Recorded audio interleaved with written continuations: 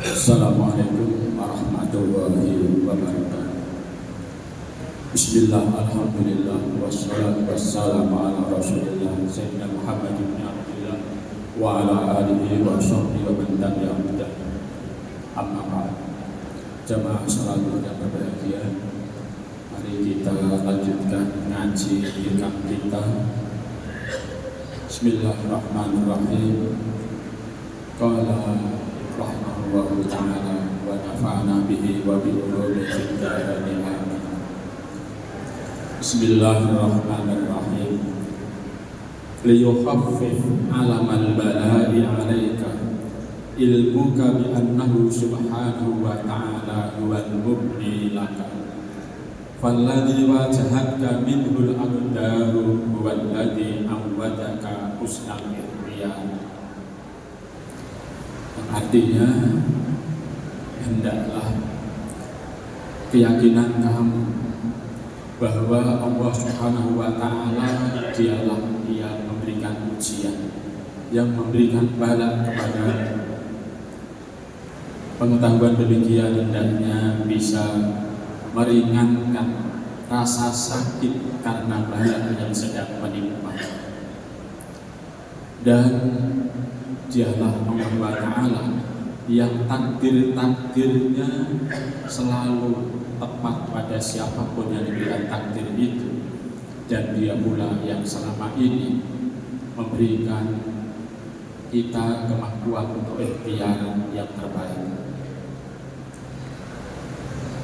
Jamaah salat yang berbahagia, dalam hidup kita mesti mengalami adanya hal-hal yang menyenangkan, ada pula hal-hal yang tidak menyenangkan.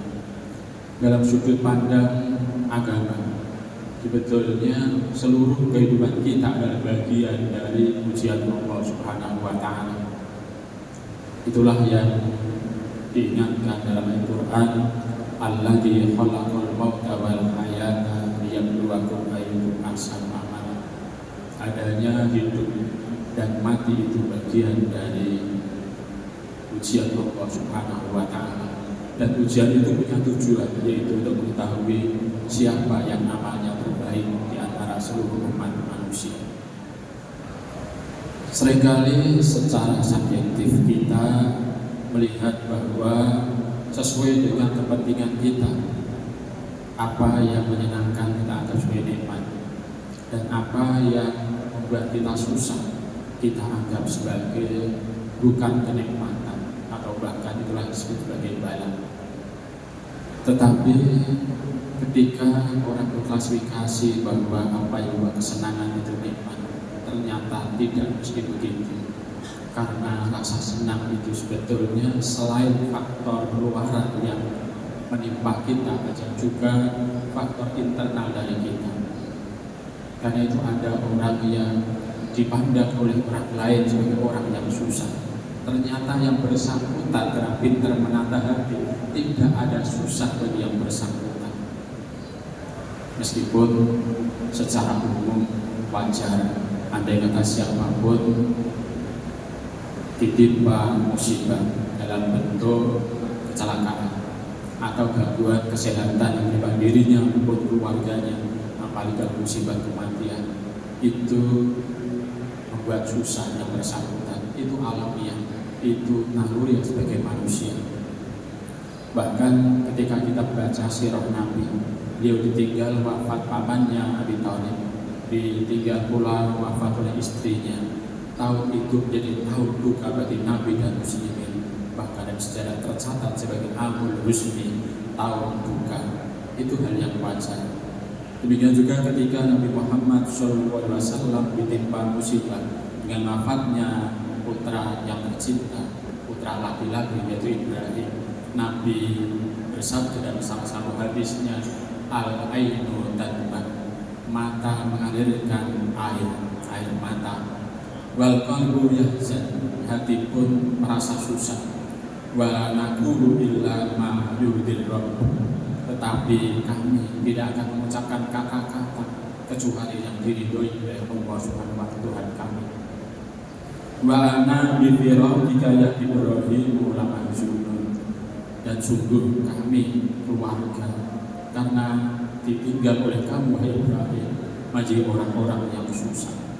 Artinya Nabi sebagai manusia biasa punya naluri susah pula ketika wafat anaknya. Tetapi selanjutnya yang penting kita perhatikan adalah bagaimana mengelola susah dan hati itu. Ada yang mengekspresikan dengan perilaku yang tidak benar, ucapan yang tidak benar, seperti menangis dengan suara yang keras, bahkan meratap-ratap. Ada pula yang mengekspresikan dengan perbuatan, memukul dirinya sendiri, memukul pipi, wajah, memukul dada, atau menyobek-nyobek baju, dan seterusnya. Yang ekspresi salah itulah yang tidak benar. Karena itu ada hadis yang sangat keras, yaitu riwayat dari Al-Bukhari dan Muslim. Nabi bersabda, "Laisa minna man darabal hududa aw saqqal juyuba aw da'a bid'al jahiliyah." Tidak termasuk dari kami umat Islam orang yang tidak kena musibah kemudian memukul pipinya sendiri, atau menyobek bajunya, atau berdoa dengan doa yang tidak benar seperti masa jahiliyah. Dalam hadis lain Nabi menyatakan, "Ana bari'un minas shadiqah." Saya berlepas diri dari orang yang bersuara keras, meratap-ratap ketika menimpa musibah. Wal haliqah, dan yang menggundul kepalanya ketika menerima musibah. Wasyaqah, dan orang-orang yang menyobek baju ketika menerima musibah. Itu beberapa bimbingan Nabi tentang perbuatan yang penting dihindari ketika menerima musibah.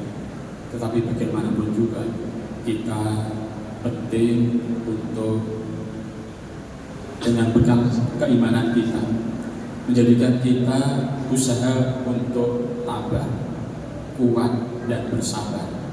Ada ayat isbiru wa sabir, itu artinya sabar bisa dilakukan, dan bila belum sukses menjadi orang yang sabar, lakukan usaha lagi untuk bersabar.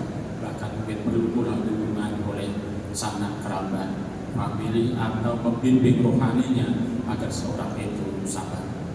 Dalam kondisi yang sangat berat, Islam tetap mengajarkan untuk tidak boleh putus asa.